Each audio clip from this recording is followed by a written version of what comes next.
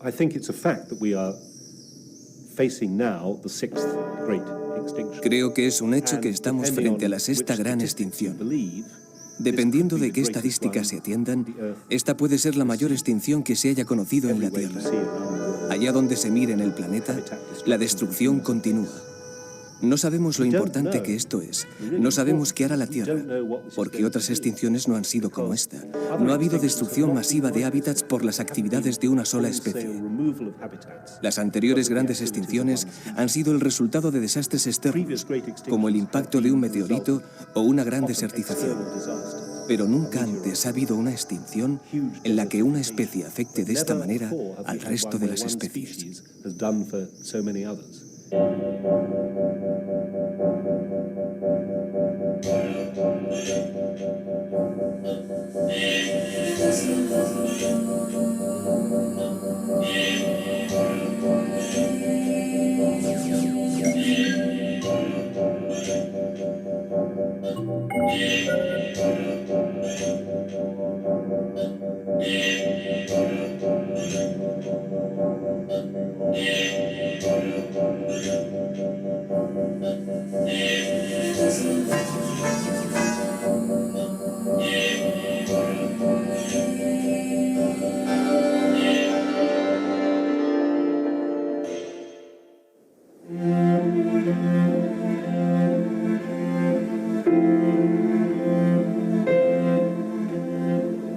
Este enebro es la imagen misma de la supervivencia.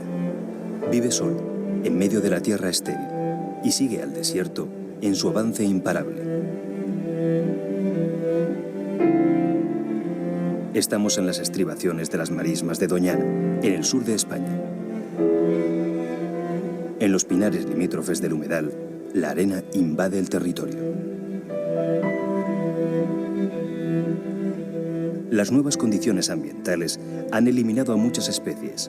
Insectos, pájaros o pequeños mamíferos desaparecen porque ya no hay árboles y el agua escasea.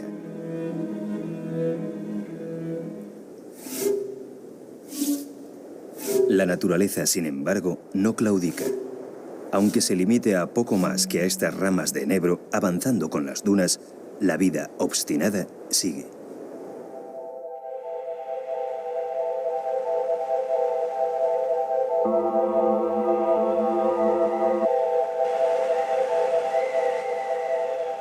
Los cambios sucesivos que ha sufrido el clima de la Tierra han determinado el número y la variedad de especies en cada periodo. El concepto de biodiversidad se refiere precisamente a la riqueza de vida en un tiempo y en un espacio determinados. Es un cómputo que mide la variedad de especies, entendiendo que pertenecen a un mismo grupo aquellos seres que son capaces de reproducirse entre sí. Poco importa que sean insectos, plantas o mamíferos. Todo ser vivo cuenta, y no solo porque esté vivo, sino porque la vida también depende de él.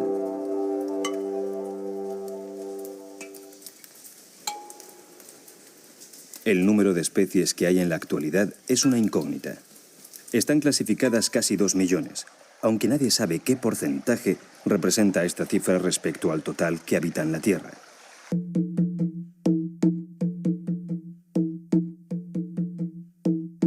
Los científicos tampoco se ponen de acuerdo en los cálculos aproximados, pues mientras para unos deben existir unos 4 millones de especies, otros más optimistas estiman la cantidad en más de 100 millones. Entre ambos extremos, la cifra más aceptada ronda los 14 millones de seres vivos diferentes.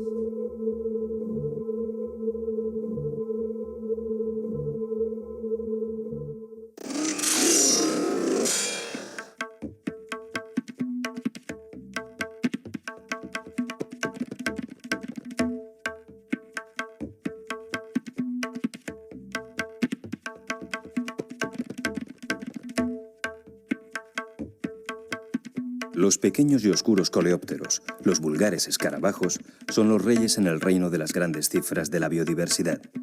Forman el grupo más numeroso de todos los insectos, que a su vez son los seres que más proliferan en la Tierra.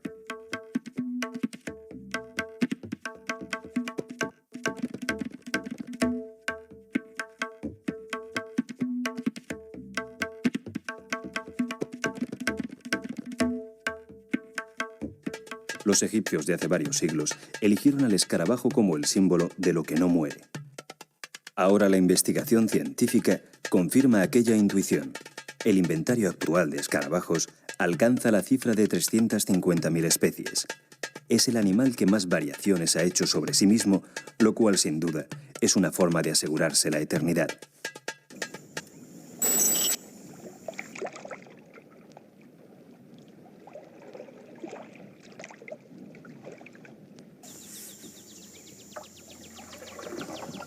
El predominio y la diversidad de lo pequeño no son un capricho de la naturaleza. Responden más bien a una necesidad. Sin los insectos, la maquinaria de la vida, tal y como la conocemos, no funcionaría.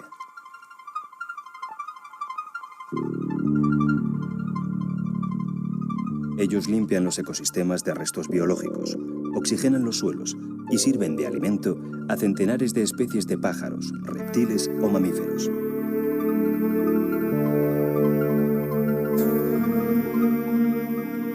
Pero sobre todo, son imprescindibles para las plantas, cuya reproducción depende casi en exclusiva de los millones de insectos que trasladan el polen de una flor a otra.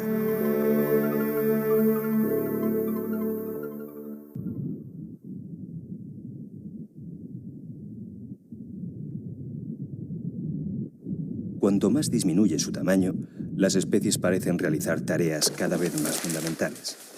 Es el caso de las bacterias. En sus dimensiones microscópicas, estos organismos efectúan el trabajo de limpieza más arduo, el de reciclar los desechos de las plantas y los animales muertos que son devueltos al ecosistema como un valioso material nutritivo.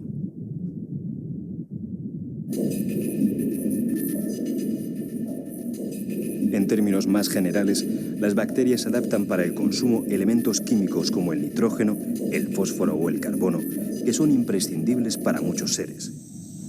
Ello explica que enormes ejércitos de bacterias invadan todo espacio vivo del planeta. Solo en un puñado de tierra pueden contabilizarse hasta 10.000 millones de estos organismos. La contribución de las bacterias también fue clave en la forma que tomó la vida en la Tierra.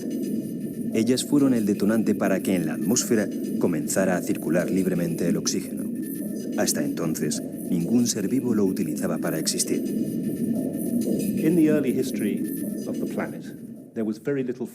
En los comienzos de la historia del planeta, había muy poco oxígeno en la atmósfera. Por ello, la mayoría de los organismos, en particular las bacterias, estaban adaptadas a metabolizar, crecer y reproducirse sin oxígeno. En algún momento, sin embargo, hace más de 2.500 millones de años, o posiblemente tanto como 3.500 millones, la primera bacteria fotosintética, la bacteria verde-azul y otros organismos empezaron a liberar oxígeno a la atmósfera.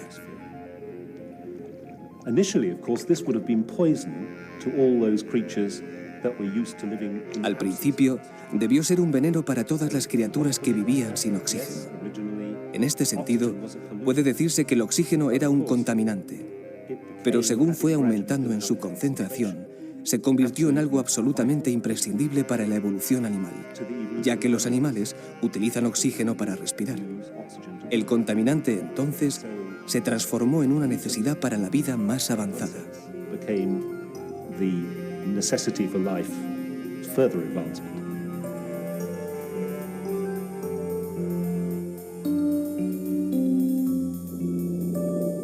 La abundancia de oxígeno favoreció la aparición de organismos con características innovadoras. En sus primeros tiempos, la Tierra había estado dominada por seres unicelulares, pero con la revolución del oxígeno, el planeta comenzó a llenarse de individuos formados por varias células. Estos seres pluricelulares trajeron consigo un cambio enorme en los métodos de reproducción. Si los que tenían una sola célula creaban su descendencia copiándose o dividiéndose a sí mismos, los nuevos organismos, en cambio, inventaron el sexo. Dos individuos se juntaban y producían un tercero o varios que ya no eran iguales a sus padres.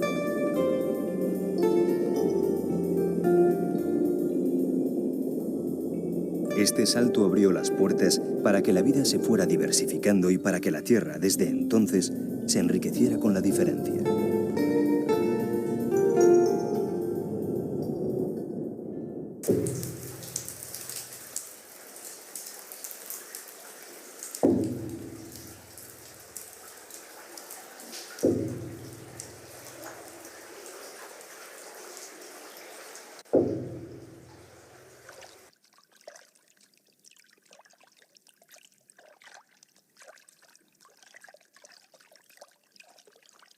En el siglo XIX, el naturalista Charles Darwin dedujo las reglas básicas que explican por qué los seres vivos se diferenciaron y por qué unos se impusieron sobre otros.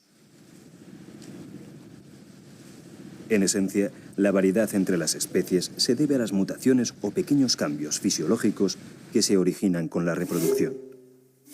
Cuando ese pequeño cambio con el tiempo resulta beneficioso para el individuo, es muy probable que se acentúe y se convierta en un rasgo distintivo que marque un camino de evolución diferente. Así, las alas de las aves pudieron nacer como una pequeña protuberancia que al principio solo servía para dar saltos un poco más grandes o avanzar más rápido. Con el tiempo, esta incipiente extremidad se transformó en una ventaja tan grande que acabó por convertirse en un ala para volar.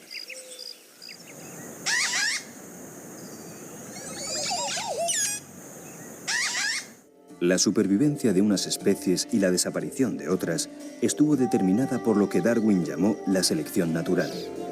Con ello se refería a la capacidad de adaptarse al medio que tuvo que afrontar cada nuevo experimento de la naturaleza.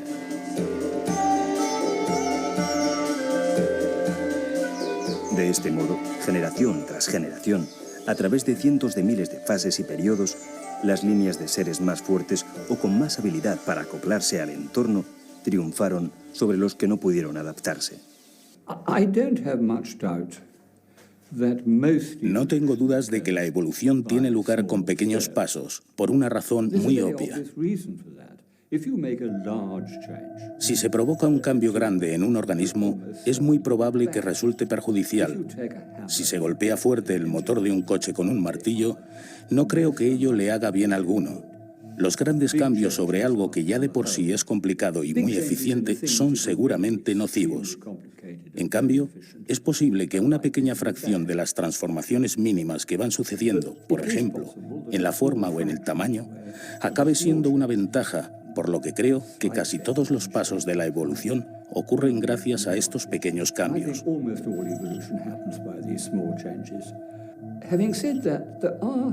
Y dicho esto, hay algunos cambios que es muy difícil imaginar que sucedan con la suma de muchos pequeños pasos. Cuando analizamos la evolución, se pueden señalar una o dos transformaciones que parece que solo fueron posibles de forma drástica y repentina.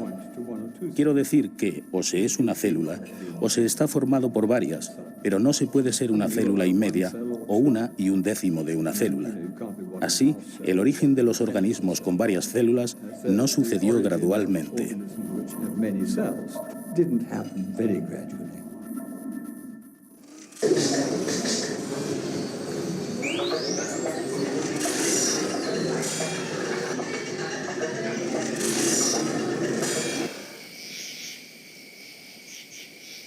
El lento camino recorrido en la evolución de las especies se puede ver como la crónica de muchos fracasos. La mayoría de las variaciones genéticas que presentaron las especies no llegaron a ninguna parte, y aunque la factoría de la biodiversidad no parara de generar nuevos tipos, pocos en realidad consiguieron encontrar su sitio en la naturaleza. Sin embargo, el mayor enemigo de la supervivencia no estuvo en las dificultades propias de la evolución, sino en las grandes catástrofes que con cierta frecuencia han sacudido la superficie terrestre.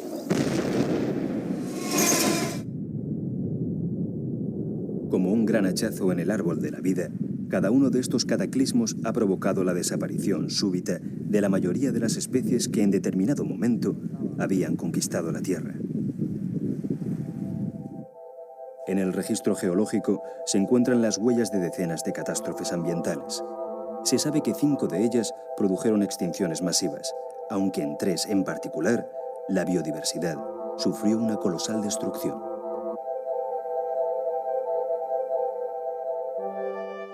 La primera gran extinción tuvo lugar hace 440 millones de años, durante el periodo Ordovícico. Hizo desaparecer a más de la mitad de las especies. Fue el fin de la primera fase de la diversificación de la vida, y los investigadores creen que se produjo como consecuencia de un enorme enfriamiento del clima terrestre. 200 millones de años después, durante el periodo Pérmico, se produjo la más mortífera de todas las extinciones conocidas. Se llevó por delante al 54% de las familias y el 96% de las especies marinas, destruyendo así la gran fábrica biológica de los océanos.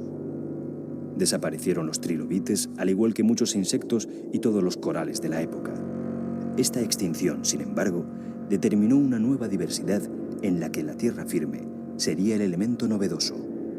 No tardarían mucho en llegar los dinosaurios. Finalmente, hace 65 millones de años, se produjo la extinción más conocida de todas, la del Cretácico, en la que desaparecieron los dinosaurios y por la que los mamíferos encontraron el camino libre para su diversificación y dominio de la Tierra.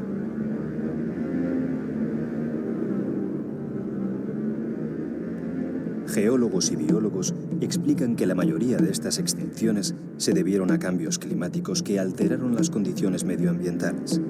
El motivo fue, en ocasiones, el choque de meteoritos y asteroides provenientes del espacio. Sus impactos eran similares a los de cientos de bombas nucleares cayendo sobre la superficie terrestre. Sobre los agentes responsables de esta destrucción biológica, hay solo 3 o 4 factores que han sido seriamente considerados en los últimos años. Para la mayoría de la gente, el factor preferido es el bombardeo de un meteorito muy grande. Sabemos que eso fue lo que pasó hace 65 millones de años, cuando desaparecieron los dinosaurios. Por otro lado, hay una evidencia limitada de que el impacto de un meteorito también tuviera lugar al final del Pérmico. Se han propuesto otras explicaciones, como bajadas en el nivel del mar, grandes cambios de temperaturas. Ninguna de ellas, sin embargo, resuelve la cuestión.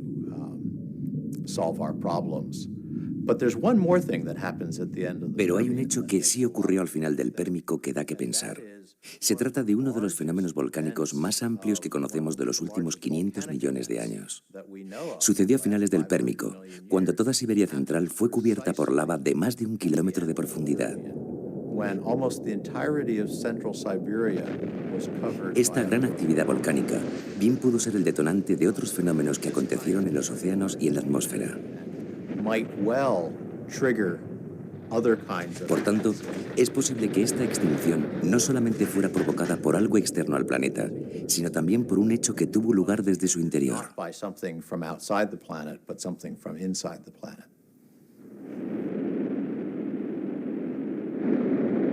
El proceso de extinción solía empezar con una gran contaminación. Meteoritos o volcanes sacudían y removían la superficie, elevando a la atmósfera muchas sustancias químicas de la corteza terrestre. Entre esas sustancias, el dióxido de carbono, el gas que ahora se genera al quemar petróleo, resultaba especialmente tóxico por sus mayores concentraciones. Pocas especies conseguían tolerarlo. Estas nubes de polvo y gases alcanzaban tal densidad que actuaban como los cristales de un invernadero. La Tierra se recalentaba, los hielos se fundían y los ciclos del agua se modificaban. La regularidad hidrológica del momento se sustituía por inundaciones imprevistas y sequías feroces.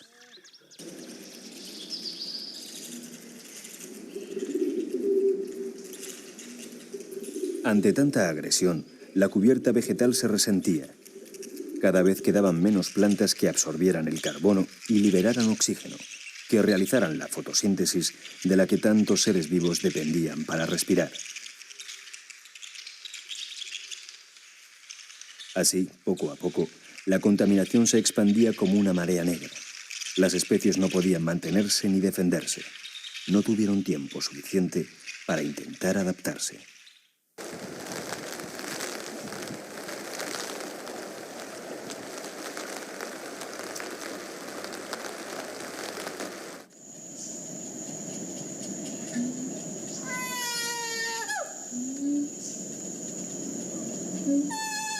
Tras una gran extinción, la vida quedaba en manos de unos pocos supervivientes.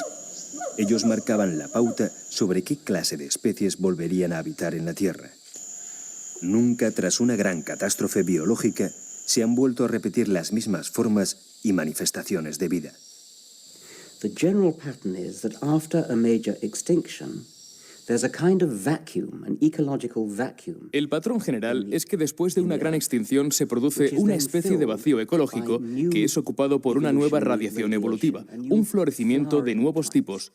So, for example, before the dinosaurs went extinct, Por ejemplo, antes de que los dinosaurios se extinguieran, ocupaban el escenario principal de la vida, pero también había carnívoros y herbívoros de diversos tamaños, y había animales nadadores, voladores, trepadores.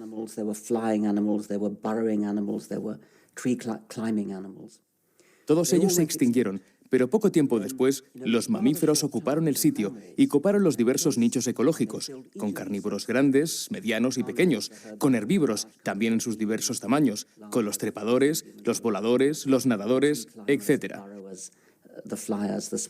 Por tanto, si uno volviera 20 millones de años después de una gran extinción, se encontraría que se vuelve a interpretar la misma obra en el teatro de la vida, aunque en el escenario hay ahora actores diferentes. Have changed.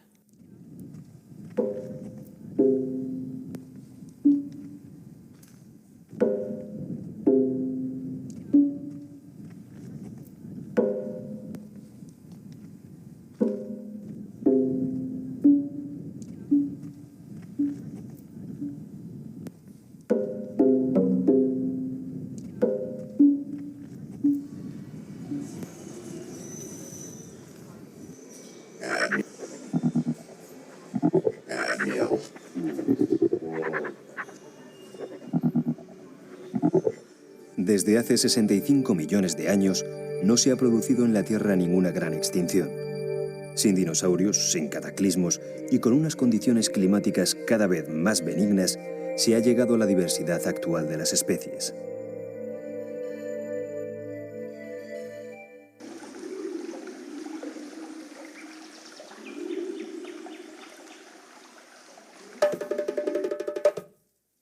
La especie humana surgió en el último tramo de este largo trayecto.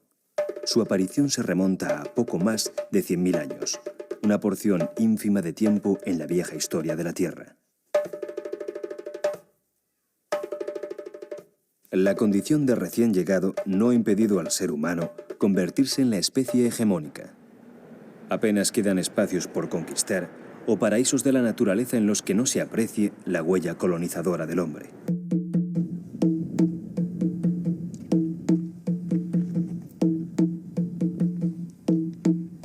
La modificación de hábitats naturales no es un invento moderno, sino una práctica habitual desde que el ser humano puso los pies en la Tierra. La investigación antropológica está derrumbando el mito del buen salvaje, un mito divulgado por algunos filósofos ilustrados del siglo XVIII que defendían que el hombre era bueno por naturaleza. La civilización le había convertido en un ser avaricioso y egoísta, al distanciarle del medio natural en el que debía permanecer fundido. Pero los humanos, en perfecta comunión con el medio, son un caso aislado más que un estado natural.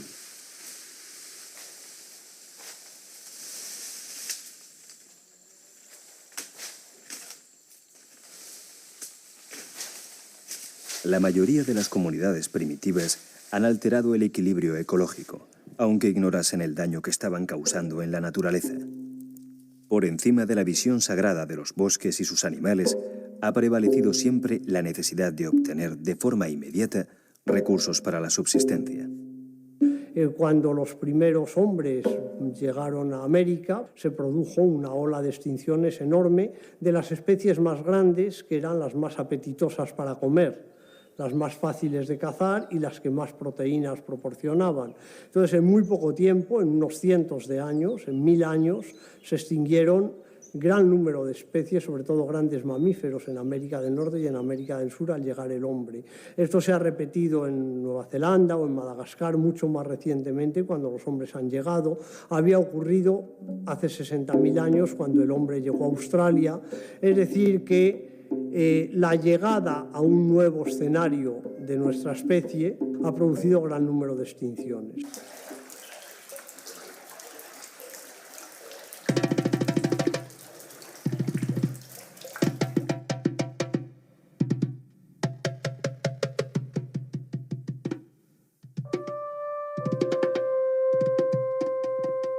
La especie humana, al igual que cualquier otra, trata de ganar para sí el mayor espacio posible. Pero a diferencia de otros animales o plantas, el ser humano ha encontrado muchas menos restricciones a su expansión. Sus posibilidades de adaptación a diversos climas y su capacidad creativa le han permitido dominar a otros predadores, ganar muchas batallas a las enfermedades mortales y desarrollar una amplia tecnología para explotar los recursos naturales. La población ha podido crecer sin apenas limitaciones externas. En 1999, la humanidad alcanzaba los 6.000 millones. En 2025, se llegará casi a 8.000 millones de habitantes. Mientras la Tierra sigue teniendo el mismo tamaño, las necesidades de espacio, de energía, de alimentos para los humanos crecen al mismo ritmo trepidante en que lo hace su población. La biodiversidad se resiente de estas exigencias de la especie dominante, que ahora destruye los hábitats naturales a una escala acorde con su población y su capacidad tecnológica. Con fines urbanísticos, agrícolas o simplemente para explotar la riqueza de una región, toda clase de ecosistemas son desmantelados. Los hábitats forestales son el ejemplo más sobresaliente. Cada día, por todo el planeta, se talan en torno a 1,5 millones de árboles. Apenas se reponen la mitad de ellos, y siempre sustituyendo árboles centenarios por ejemplares muy jóvenes que todavía no son capaces de realizar las mismas funciones. El bosque es el ámbito terrestre más variado, más complejo, más capacitado para proporcionar elementos básicos, es lo que más nutre y a más distintos seres vivos nutre.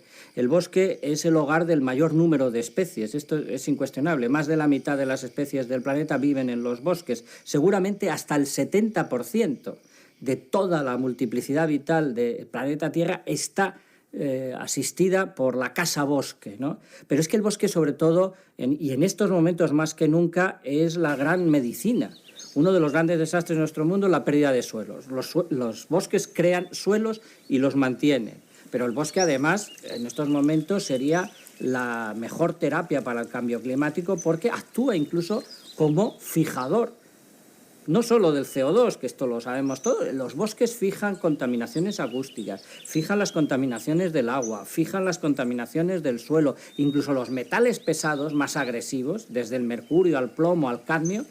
Los árboles han inventado sistemas de aislamiento, control y reducción de esos contaminantes que son los más poderosos. Ahora mismo, probablemente nada más sensato que poner en este mundo a funcionar el mayor número posible de árboles, porque realmente están creando habitabilidad, están proporcionando materias primas y están sanando, como creo que es bueno insistir, las peores enfermedades ambientales.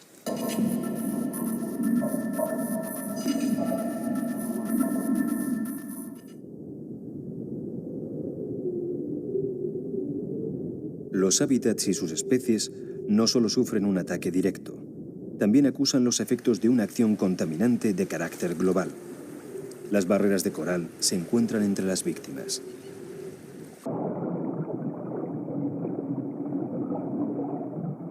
Los arrecifes son una de las creaciones más exquisitas de la naturaleza.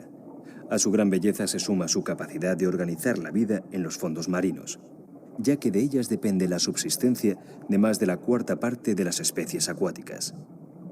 Para el ser humano, constituyen ingentes factorías de pescado, además de proporcionar componentes para medicamentos como el AZT, utilizado contra el SIDA.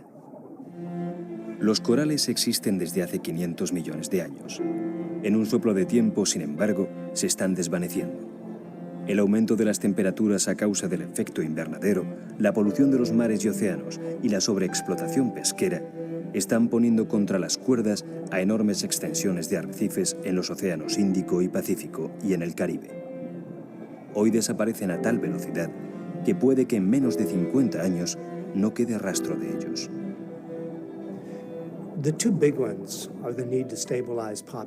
Los dos grandes desafíos son la necesidad de estabilizar la población y de estabilizar el clima. Si se consiguiera, otros problemas se acotarían por sí mismos. Pero si no lo conseguimos, también fracasaremos con otros problemas ambientales.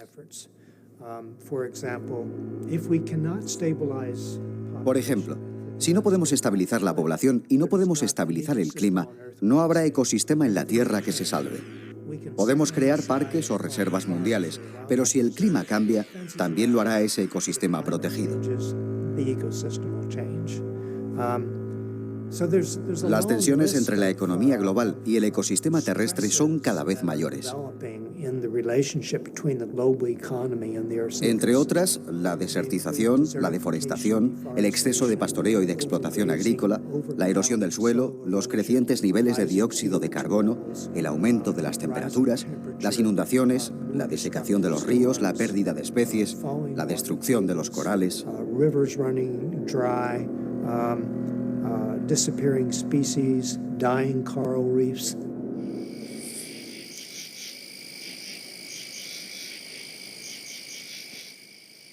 Un extraño fenómeno se detecta desde hace 15 años entre los anfibios de todo el mundo. Desaparecen o disminuyen las poblaciones de ranas y sapos diferentes entre sí y muy alejados territorialmente. Parece una plaga de dimensiones mundiales, pues no hay razones locales que justifiquen las extinciones.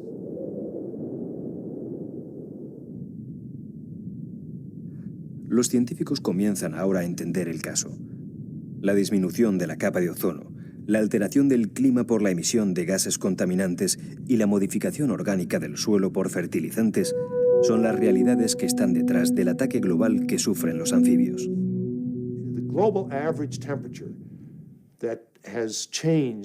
El promedio global del cambio de temperatura en los últimos 100 años está en torno a solo medio grado.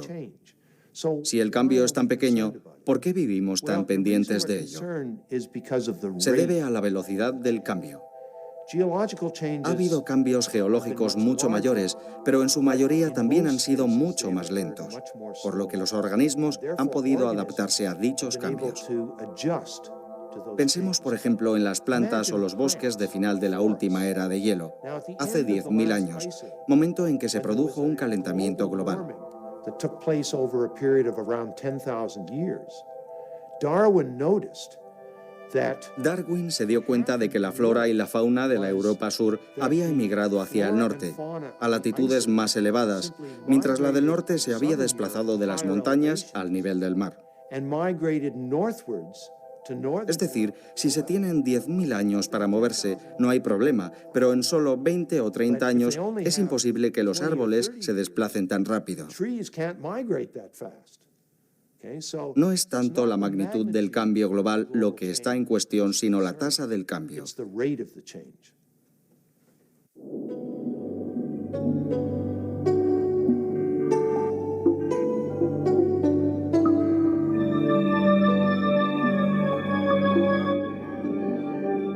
En 1992 llegó a las costas mediterráneas españolas la Caulerpa taxifolia, un alga de origen tropical que tiene la habilidad de desarrollarse en cualquier sitio.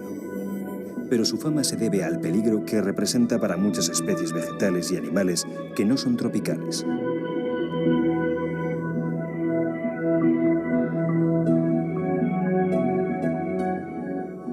La historia de la caulerpa en el Mediterráneo ilustra otra amenaza que afecta a muchas especies autóctonas, que son exterminadas por la presencia de especies foráneas. En 1982, el alga se comenzó a cultivar en el acuario de Mónaco. Dado su singular vigor y capacidad de adaptación, era ideal para usarla en las peceras. 2 años después, fue vista por primera vez en el otro lado de los cristales del famoso acuario.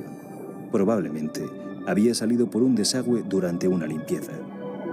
Entonces, en 1984, ocupaba 1 metro cuadrado de aquella zona del Mediterráneo. 6 años después, fue descubierta a 5 kilómetros del acuario y su rastro exterminador podía seguirse por todo este tramo de la costa francesa. En el verano de 2000, el alga asesina que ya había devastado enormes zonas marinas de Australia fue descubierta en las costas de California. En el Mare Nostrum, ocupa hoy 7.000 hectáreas, lo que es un crecimiento asombroso para tan pocos años. Los intentos de erradicarla no están dando de momento buenos resultados. De pronto hay organismos que llegan a un lugar donde, para su felicidad y para desgracia de todo lo demás, tienen condiciones ambientales extraordinariamente óptimas y carecen de elementos naturales que en los lugares de origen les controlaban su capacidad explosiva, su tendencia al dominio, y entran como elefante por cacharrería, se llevan por delante las otras plantas o los otros animales que no siquiera estaban entrenados desde el punto de vista evolutivo para oponer resistencia a esa capacidad imperialista, que yo creo que es un término que define muy bien lo que hacen estos organismos. Son seres vivos imperialistas, que lo quieren todo para ellos y que además tienen poder para quedarse con lo de los demás.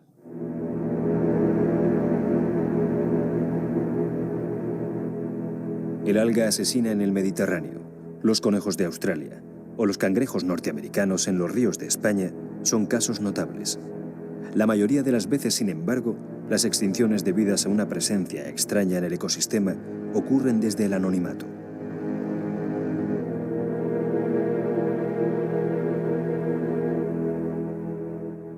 Es el caso de esta mata de la pequeña isla de La Palma, en las Canarias. Su desaparición se debe a la introducción de cabras y conejos, animales herbívoros ajenos a este entorno.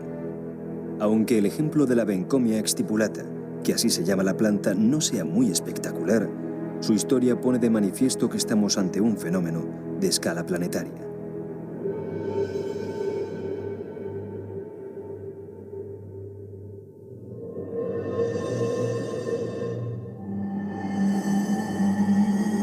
Los científicos no saben con exactitud cuántas especies están desapareciendo por la destrucción de hábitats, los efectos de un cambio climático o la introducción de especies foráneas. Los cálculos más aceptados cifran en unas 27.000 las especies que se pierden cada año. Es una tasa de desaparición tan o más rápida que la que sacudió a la Tierra en otras épocas de grandes extinciones. Estas 27.000 especies perdidas por año supondrían que en 1000 años se perderían 27 millones de especies, es decir, que en 1000 años, que es muy poco en la escala geológica, pues se perdería prácticamente toda la vida que hay sobre la Tierra. En este sentido, todos los científicos están de acuerdo, no hay duda en esto, que vivimos un momento de enorme crisis, una crisis enorme de extinciones. Es decir, que se están extinguiendo especies tan deprisa o más deprisa que en las épocas de la historia de la Tierra en que se han extinguido más rápido, como por ejemplo en el momento en que desaparecieron los dinosaurios. Esto decimos que fue repentino, y es que fue repentino a escala geológica, pero repentino puede querer decir unos cientos de miles de años, incluso en 1 millón de años desaparecieron los dinosaurios. Una constelación de satélites vigila el estado de salud de la Tierra. Gracias a ellos, cada vez se sabe con mayor precisión cómo crece el agujero en la capa de ozono o cuánta masa forestal se pierde cada año. En marzo de 2002, la Agencia Espacial Europea puso en la órbita terrestre el Envisat, el ingenio espacial mejor equipado de los enviados hasta ahora. Colocado a 800 kilómetros de la superficie terrestre, es capaz de revisar el planeta al completo en 3 días. Está dotado de antenas de gran potencia y toda clase de sistemas de detección, lo que permite que el Envisat analice las consecuencias a corto y medio plazo de los incendios, de la contaminación industrial, del recalentamiento de la Tierra o de las erupciones volcánicas. Por su enorme versatilidad y por la valiosísima información que aporta, los científicos cuentan ya con una herramienta con la que podrán predecir con escaso margen de error qué futuro les espera a cada uno de los ecosistemas de nuestro planeta.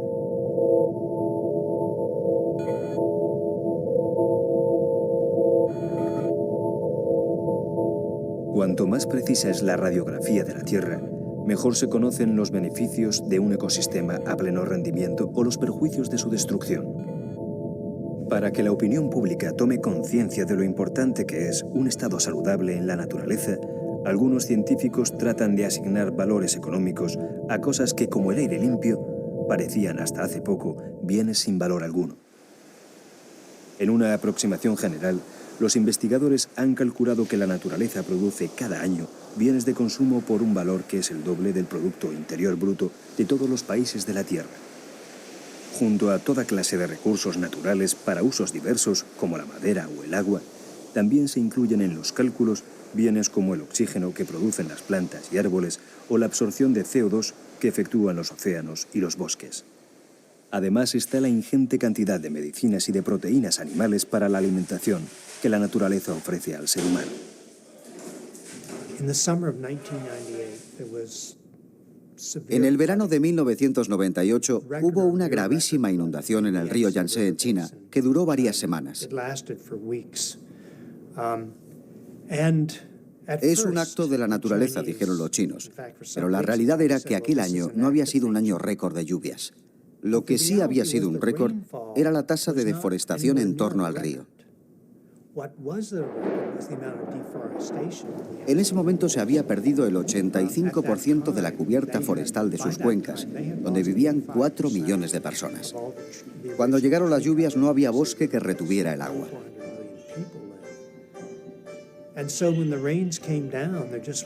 Semanas después, en una conferencia de prensa, una autoridad china reconoció que factores medioambientales, como la deforestación, habían contribuido a la catástrofe, por lo que se estableció la prohibición de cortar más árboles en el río Yangtze.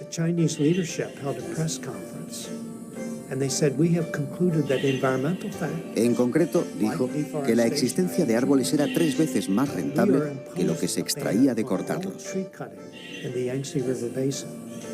Because, they said, trees standing are worth 3 times as much as trees cut.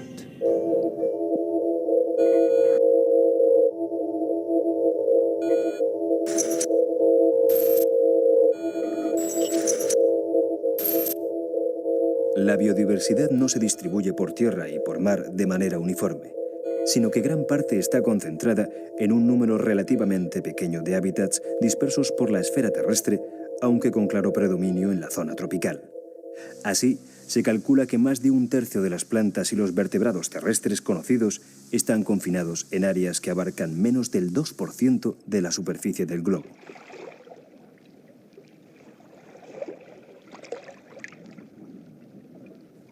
Estos lugares se conocen como puntos calientes de máxima biodiversidad. Son, en este sentido, grandes refugios y reservas de la naturaleza.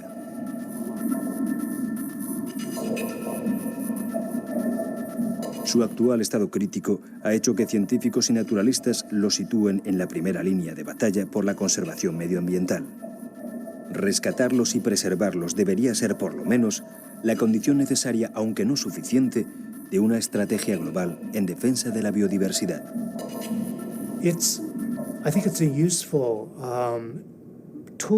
En mi opinión, son una herramienta útil para proteger la diversidad biológica. Me preocupa, sin embargo, que confiemos demasiado en ellos y que no nos ocupemos de las causas, como el crecimiento de la población y el cambio climático, por lo que al final pueden ser un fracaso.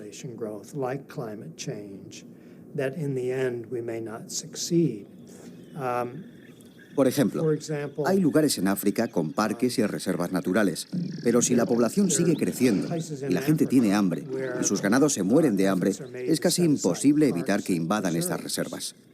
Y no se puede, lógicamente, disparar contra la gente porque intenten sobrevivir de alguna forma.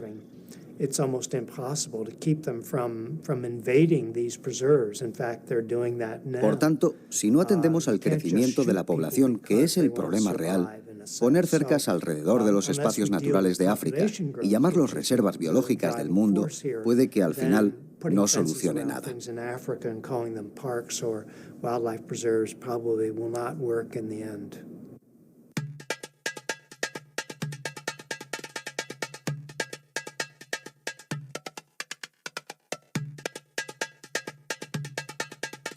Costa Rica es uno de estos lugares de privilegio para la biodiversidad. En apenas 51.000 kilómetros cuadrados se concentran el 5% de todas las especies que se calculan que existen en la Tierra.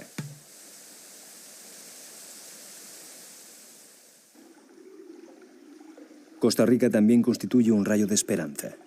Antes de que fuera demasiado tarde, las autoridades costarricenses frenaron la destrucción del entorno natural para crear una amplia red de parques nacionales. De hecho, hoy es el país del mundo con el mayor porcentaje de suelo protegido, que abarca el 25% de su territorio.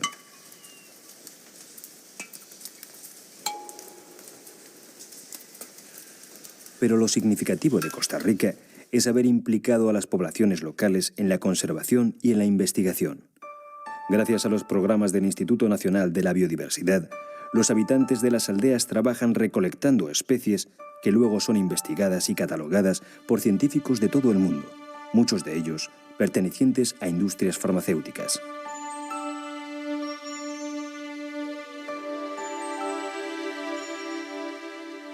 La lección de lugares como Costa Rica es obvia y concluyente para los naturalistas.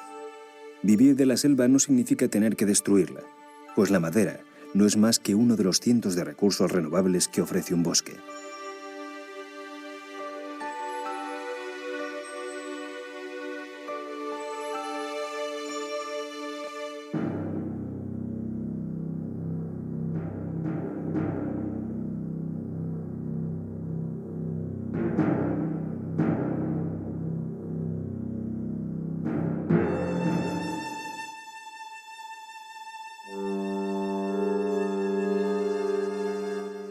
Las ballenas, el rinoceronte, el oso panda, el elefante asiático o el puma americano son especies tristemente famosas.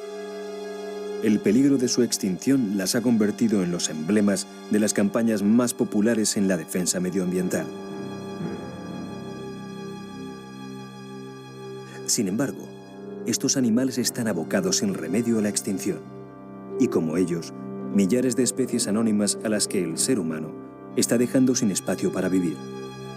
Pero cuando una especie impone su dominio a costa del exterminio de las otras, la vida tarde o temprano acaba sufriendo un grave retroceso.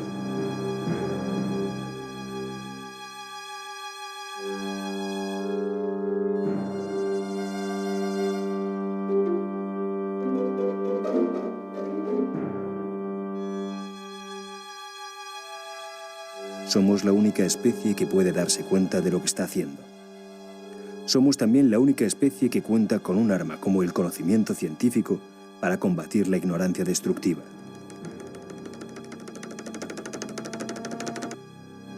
El resto depende de que se quiera asumir qué es lo que está en juego y quiénes son los perdedores. Well, we more or less stand at a crossroads now. Nos estamos adentrando en una encrucijada, y lo que hagamos de aquí a 10 años determinará cómo será el planeta en los próximos 100 años. Si elegimos el camino de la negligencia, es muy probable que la diversidad se vea severamente afectada. Si no hacemos nada, tendremos muchas menos selvas, mucha menor diversidad de grandes animales y también menor diversidad en esas especies que conviven con el hombre, como los zorros, ratas, cucarachas.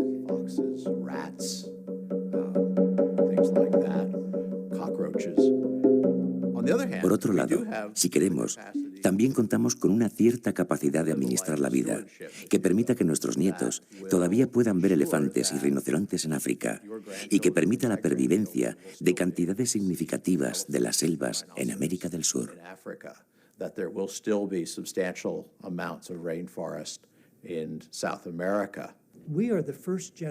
Somos la primera generación cuyas acciones pueden literalmente determinar el mundo en el que vivirán las generaciones futuras. Ninguna generación hasta ahora ha tenido la capacidad de alterar el clima de la Tierra y de provocar la gran sexta extinción. Las extinciones de hace cientos de millones de años fueron causadas por el impacto en la Tierra de un gran meteorito o algún fenómeno de esa clase.